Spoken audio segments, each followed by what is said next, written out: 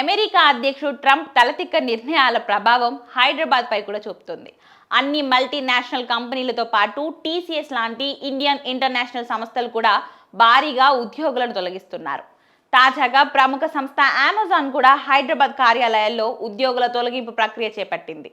AI సాంకేతికత అందుబాటులోకి రావడం, కరోనా పాండమిక్ సమయంలో అవసరానికి మించి ఉద్యోగులను నియమించామని, ఇప్పుడు మానవ వనరుల అవసరం తగ్గిపోయిందని, ఖర్చులు కూడా అంచనాలకు మించిపోతున్నందున దాదాపు 30,000 మందికి పైగా ఉద్యోగులను తొలగిస్తున్నామని సంస్థ యాజమాన్యం చెప్తుంది. కానీ ట్రంప్ ఒత్తిడి ప్రధాన కారణమేనని ఆరోపణలున్నాయి. కరోనా వెళ్లిపోయి 4 ఏళ్లు అయ్యాక ఇప్పుడు ఆ కారణం చూపొద్దని తొలగింపుకు గురైన ఉద్యోగులు తప్పుపడుతున్నారు.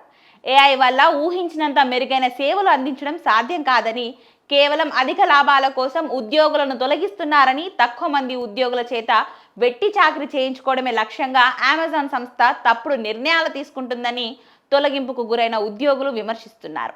ఇక ప్రస్తుతం అవుట్సోర్సింగ్ ఏజెన్సీల ద్వారా అమెజాన్ సంస్థలో పనిచేస్తున్న ఉద్యోగులను తొలగించి హైదరాబాద్ కార్యాలయం సంస్థ పేరోల్ ఉద్యోగుల విషయంలో ఎలాంటి నిర్ణయం తీసుకుంటుందో చూడాల్సి ఉంది.